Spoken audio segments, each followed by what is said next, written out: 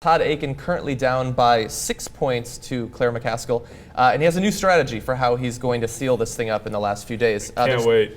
Two types of ads. I think we actually have an example of the first where he's trying to appeal to women all over again. Let's take a look at that. Well, this should work. My name is Kelly Burrell, and I'm a full-time student. I'm a single mother. I'm a woman who's had an abortion. I've been raped in my past. The reason that I'm voting for Todd and that I'm so proud of him is because he defends the unborn. He's a kind man, a compassionate man. He has so much integrity. My first 12 years of my life, I grew up in Russia, and I've known his family since I got to America for 7 years. They're just a great, loving family they're just regular people who want nothing but the best for people. I know Congressman Todd Akin knows what government's job is. That is to protect life, not to control life like they did in Russia. The reason why I'm supporting Todd Akin is because I love this nation. I love my freedoms. I don't want to lose my freedoms. I don't want the same thing to happen to America as what happened to Russia. He has a heart for our country. He has a heart for the citizens, one that I have probably never, besides him, encountered. I'm Todd Akin, and I approve this message. There were so many great things about that. Again, we're in the time machine. We're back to worrying about Russia. Yeah. In Russia, you don't vote for Akin. Akin votes for you. But I guess it is a sign of progress. A sign of progress that a Republican actually puts a Russian in their campaign ad. It's either a sign of progress or absolute desperation because they could only find that person. No, but can I build on that point? It's like he can't make any pro-women argument. Yeah. So he goes to a woman to say, well, I am worried that Obama going to bring us back to Russia. Like, what? What does that have to do with women's issues? What are you talking about? And you know, the other thing, you know, they're spending, I think, it's $750,000 in a final weekend push, which shouldn't be taken lightly. That's a lot of money in Missouri. Yeah. They're spending a ton of money in ads, likely to have some sort of an effect.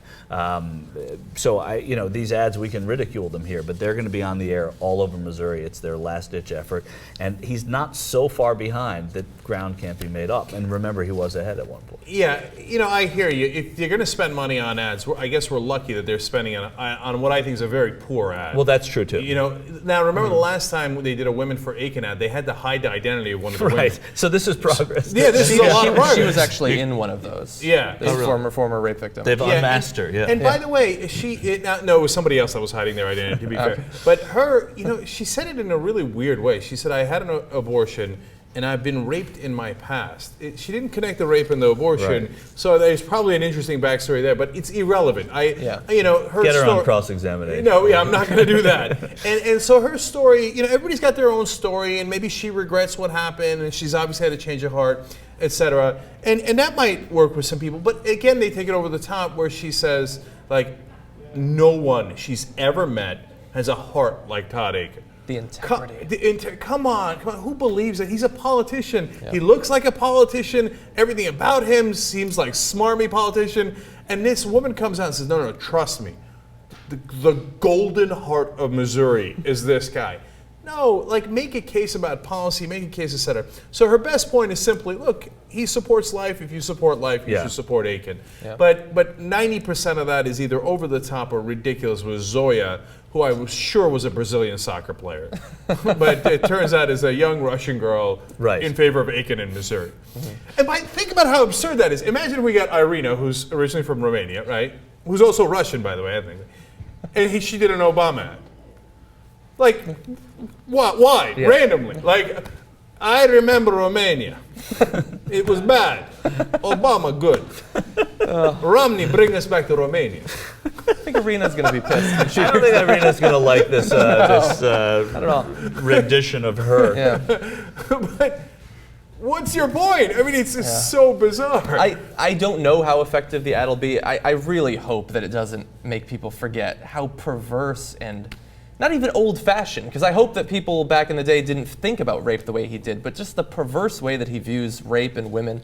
And yeah, he's found 2 women in his state who will vouch for him. Well, I guarantee you that people are one not woman going to from his state and another one from Russia. From Leningrad. Yeah. The idea of people forgetting what he said in Missouri, impossible. From everything that I've heard from Missouri and people that we've spoken to on 2012, nobody's going to forget this. This thing is played ad nauseum. As a matter of fact, people are one of the things that's helping Akin is that people are sick of hearing it. So, you know, in a weird way. Let me just quickly talk about that, because there's a great point to be made, and I just read it in one of the articles from today, that the Tea Party has definitively cost the Republicans the Senate.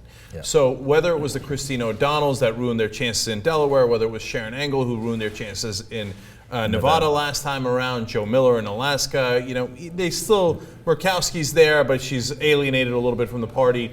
And now this time around, Richard Lugar almost certainly would have won in Indiana. Absolutely. And now Murdoch, there's a new poll out, he's down by 11 points to Joe Donnelly, the Democrat. So there goes Indiana. Todd Akin blew it in Missouri. And in Nebraska, there's some chance that Deb Fischer will blow it. And she got Sarah Palin's endorsement, and that helped her in the primary. So there's some chance that with just a standard Republican, of course, the likelihood still that the Republicans are going to win, it is Nebraska after all, but that Bob Kerrey would have had a much tougher time with somebody who wasn't as far to the So right. we're talking 4, 6, at least different states. That obviously is enough to swing the Senate. Yeah. So they have really shot themselves in the foot.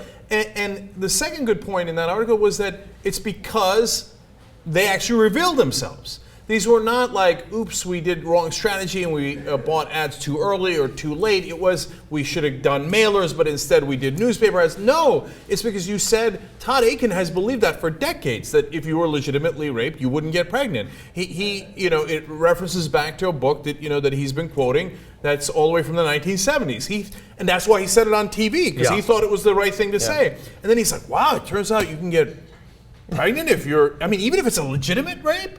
Like, so and when people see that they are in a time warp and that they are stuck in this weird, unfactual, unscientific time warp where all they care about is, you know, their agenda for their own class of people, well, they don't like that. Yeah. And women don't want to go back to 1955 where they didn't have rights, you know, where they couldn't work in the, you know, in the workforce as well. You know, it's, I mean, a million different things. They don't want to go back to those times. Yeah. Except for Zoya.